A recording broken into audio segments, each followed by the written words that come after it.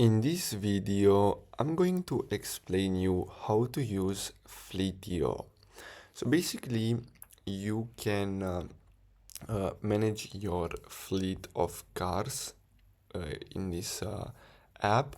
Now, if we go here to pricing, we can see that they offer three different plans. Now, as you can see, up to 100 vehicles, and you have the $4 one, $7 one, and $10 one. So it's really cheap and a great tool if you have a lot of cars and you want to manage a fleet. So you just have to sign up and add vehicles with details like VIN number, mileage, and status.